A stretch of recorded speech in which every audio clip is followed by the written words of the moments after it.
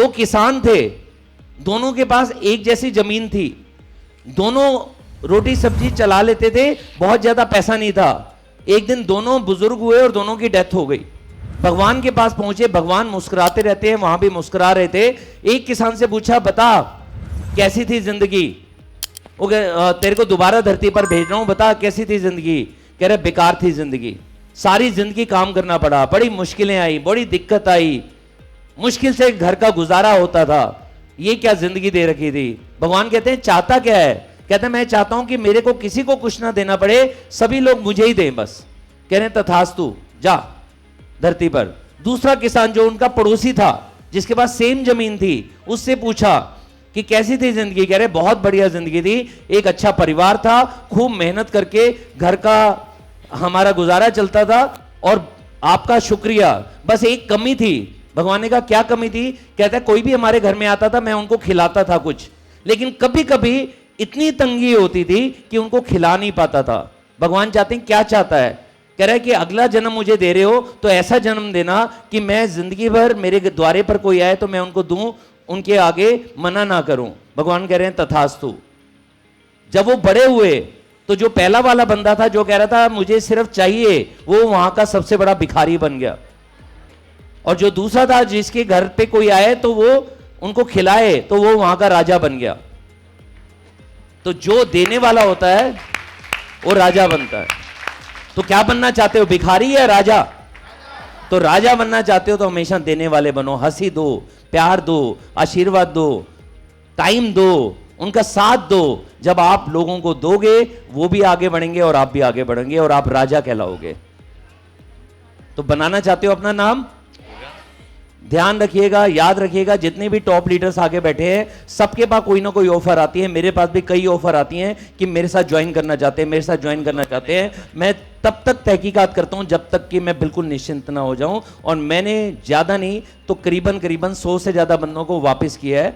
उन बंदों को दिया है जो ज्वाइन नहीं भी थे लेकिन किसी मीटिंग में आ गए किसी और के साथ, तो मैंने उन्हीं को वापस दिया है तहकीकात करने के बाद। कईयों को हफ्ते के बाद, कईयों को 10 दिन के बाद, मैंने अपने साथ ज्वाइन नहीं करवाया।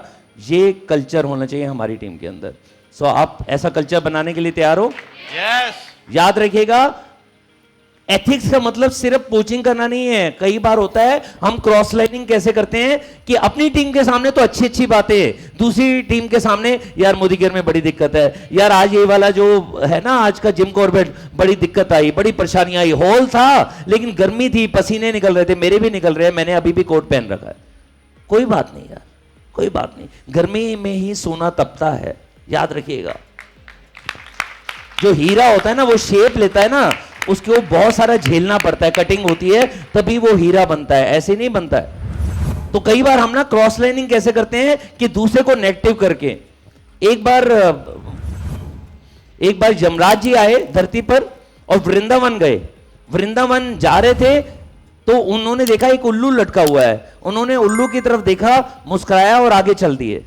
और जब भी कोई काम ऐसा होता है पीछे नारद जी हमेशा होते हैं। नारद जी पीछे पीछे आ रहे थे, वो देखा उल्लू कांप रहा है, उन्होंने कहा उल्लू क्या हुआ? कह रहा है वो यमराज जी मेरे पास आए, मुस्कुराए और फिर चले गए। कह रहा है मुझे पता है कि यमराज वृंदावन में ना 2 दिन रहेंगे, तू एक काम कर मथुरा चला जा, मथुरा। वो उड़कर मथुरा चला गया। आगे यमराज के पास गया नारद जी। नारद जी ने कहा यमराज जी आप उल्लू को क्यों डरा कर आए हो? कह रहे मैं सोच रहा था ये उल्लू की मृत्यु 2 दिन बाद मथुरा में है, ये वृंदावन में क्या कर रहा है? तो उसे मथुरा किसने पहुंचाया? नारद जी ने। उसका कोई मतलब ही नहीं है नारद जी का, उन्होंने किसी की जान नहीं लेनी है, वो बस देखते रहते हैं कि क्या चल रहा है, क्या चल रहा है, क्या चल रहा है। वो उस चक्कर में क्रॉस लाइनिंग कर गए। भेजा तो मथुरा में है लेकिन उसकी डेथ वहीं पर लिखी हुई थी। तो दोस्तों क्रॉस लाइनिंग नहीं करेंगे? अब तो तेज बोल दो यार, पक्का? जाने से पहले एक चीज याद रखिएगा कि अगर इंडिया की बात करें, इंडिया में मेजोरिटी क्या है, 90% लोगों का घर कैसे चलता है? एक ही बंदे के ऊपर। मैं रहता हूं फरीदाबाद में, दिल्ली एनसीआर में सबसे ज्यादा पढ़ी लिखी महिलाएं हैं, सबसे ज्यादा इंडिया में। उसके बावजूद मेजोरिटी किसकी है? होम मेकर की। होम मेकर काम मैं और कोई भी जेंट्स नहीं कर सकता। होम मेकर काम बहुत बड़ा काम होता है। घर का संभालना, पेरेंट्स को संभालना, बच्चों को संभालना, घर का ध्यान रखना, कपड़ों का ध्यान रखना, रिश्तेदारों का ध्यान रखना। तो पहले तो होम मेकर के लिए तालियां बजा लेते हैं। लेकिन याद रखिएगा, फिर भी दिल्ली एनसीआर के अंदर ज्यादातर घर एक ही बंदे के कमाने से चलते हैं। घर में अगर वाइफ का ध्यान रखना है, घर का ध्यान रखना है, घुमाना है, शॉपिंग करनी है, कोई लोन है, कार का लोन, घर का लोन, एजुकेशन है, बच्चों की बिल है, बिजली का बिल, पानी का बिल, बच्चों की फीस है, पेरेंट्स का ध्यान रखना है, एक ही कमाते हैं और पूरा घर चलता है। ऐसा है या नहीं है? सोचिए, अगर वो कमाने वाला ही ना हो तो। ये सोचना नहीं चाहिए, लेकिन कोविड ने हम सबको मजबूर कर दिया है। हजारों लाखों लोग इंडिया के अंदर, लाखों लोग हैं जो चले गए, अपनों को छोड़कर चले गए। हमारे कुछ अपने भी चले गए। और मैंने ऐसे ऐसे घर देखे हैं जहां पर इनकम 5-5 लाख रुपए से ज्यादा थी, पर मंथ इनकम 0 हो गई क्योंकि कमाने वाला चला गया। कई जगह तो मैंने देखा है बाप बेटा दोनों ही चले गए। तो भगवान ना करे, लेकिन ये चीज कभी कल्पना की है कि कमाने वाला ही ना रहे तो क्या घर का लोन माफ हो जाएगा, कार का लोन माफ हो जाएगा, बच्चों की फीस माफ हो जाएगी, क्या बिजली का बिल नहीं आएगा, पानी का बिल नहीं आएगा?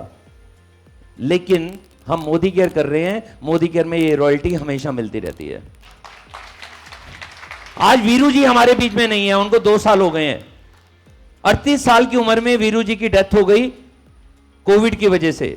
जयपुर में हमारे साथी मशीन चलाते थे, सिलाई करते थे, लेडीज टेलर थे, 8वीं पास थे, लेकिन जुनून से 5 साल ये बिजनेस किया। 5 साल बाद उनकी डेथ हो गई 38 साल की उम्र में। 2 बेटे, दोनों स्कूल के अंदर। आज वीरू तो वापस नहीं आ सकता, वो हमारे दिलों में हमेशा थे, हैं और रहेंगे, लेकिन उनका घर कैसे चलेगा? आज वीरू की वाइफ को और उनके बच्चों को हर महीने की 5 से 7 लाख रुपए इनकम मिल रही है। ये है मोदी केयर। अभी वीरू की वाइफ संजू भाभी 25 लाख रुपए की नई गाड़ी लेकर आई हैं। ये है मोदी केयर।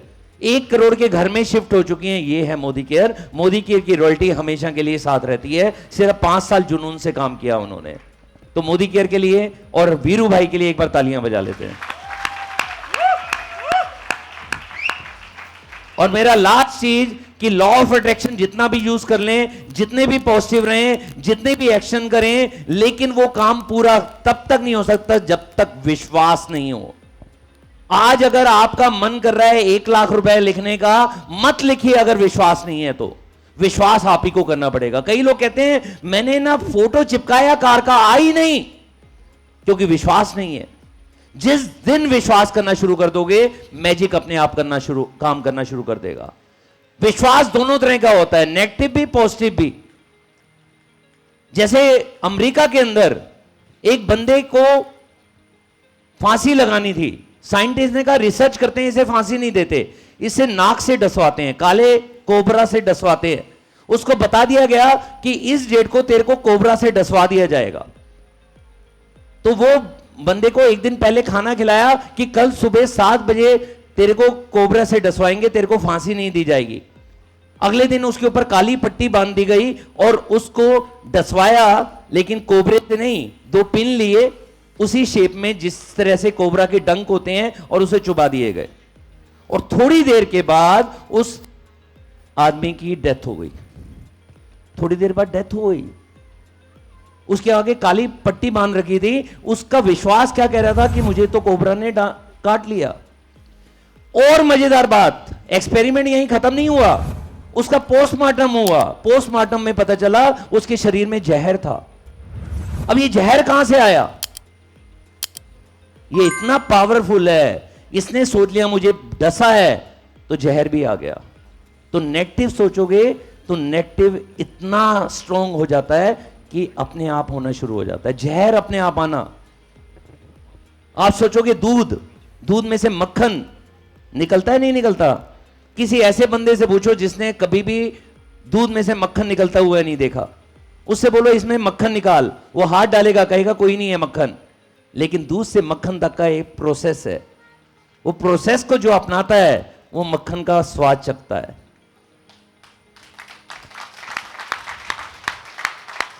कई बार डॉक्टर के पास कोई बंदा जाता है, उसे दवाई नहीं दी जाती, उसे कहते हैं प्लेसेबो इफेक्ट। उसको मीठी गोली दे दी जाती है, उसको बोला जाता है तू ठीक हो जाएगा, 5 दिन बाद वो ठीक हो जाता है। क्यों ठीक हो जाता है? क्योंकि दिमाग ने मान लिया कि मैं दवाई ले रहा हूं और डॉक्टर ने कहा तो ठीक हो जाएगा, वो ठीक हो जाता है। ये दिमाग की पावर है, दिमाग अपने आप ठीक कर देता है। आप सोचो, बहुत सारे पशु हैं जो बाहर घूमते रहते हैं, जो पेट नहीं होते, अपने आप ही बीमार होते हैं, अपने आप ठीक होते हैं नहीं होते? क्योंकि इसके अंदर बहुत पावर है। एक बार साइंटिस्ट ने रिसर्च क्या किया, एक चूहे को, 1950 की बात है, हार्वर्ड यूनिवर्सिटी का साइंटिस्ट था, उसने एक चूहे को ना एक बाल्टी में डाल दिया, पानी की बाल्टी थी, बाल्टी में डाल दिया, पानी भरा हुआ था, वो 15 मिनट तक अपनी जान बचाता रहा, 15 मिनट तक, फिर डूबने लग गया। साइंटिस्ट ने उसे पकड़कर वापस प्लेटफॉर्म के ऊपर, टेबल के ऊपर रख दिया, उसको पहुंचा, उसको खाने के लिए कुछ दिया, थोड़ा रेस्ट करने दिया, उसने वापस उसे ना उसी पानी की बाल्टी में डाल दिया जहां पर 15 मिनट पहले वो तैरता रहा, फिर डूबना शुरू हो गया था। अब बताओ वो कितनी देर तक तैरता रहा? 10 मिनट, 5 मिनट, 15 मिनट, आधा घंटा, कितना, या 1 घंटा? वो चूहा 60 घंटे तक तैरता रहा। कितने घंटे? बताऊं क्यों? उसे लग रहा था मरने से पहले कोई है जो मुझे बचा जाएगा, और दूसरी बार में उसे बिल्कुल पक्का पता चल गया कोई आएगा और मुझे बचा कर जाएगा। तो वो तैरता रहा। इसे कहते हैं बिलीफ। वो पहले भी 60 घंटे तैर सकता था, तैरा नहीं, क्योंकि वो हार मान गया कि भैया कोई नहीं बचाने वाला, मरना है तो है, मर ही जाओ। लेकिन दूसरी बार वो तैरता रहा 60 घंटे तक। तो दोस्तों, जब भी आपको हार लगे कि मैं हार रहा हूं, कोई ज्वाइन नहीं करना, ये याद रखना, कोई ना कोई अपलाइन है जो आएगा और आपको आगे बढ़ाकर जाएगा, कोई ना कोई है जो आपका साथ देगा और आपको आगे बढ़ा जाएगा, कोई ना कोई मैनेजमेंट है जो ऑफर निकालेगी, आप आगे बढ़ जाओगे।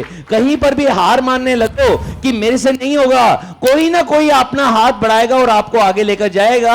आप विश्वास रखना सिर्फ अपने ऊपर, आप विश्वास रखना अपने अपलाइन के ऊपर, आप विश्वास रखना मोदी केयर के ऊपर, आप विश्वास करना समिति सर के ऊपर, आप विश्वास करना मैनेजमेंट के ऊपर। आपको हारने नहीं देगी। अगर आपको अपने पर विश्वास है, आपको टॉप तक पहुंचाने की गारंटी ये लेने के लिए तैयार है। Are you ready? बड़े बड़े सपने पूरा करेंगे, आगे बढ़ेंगे।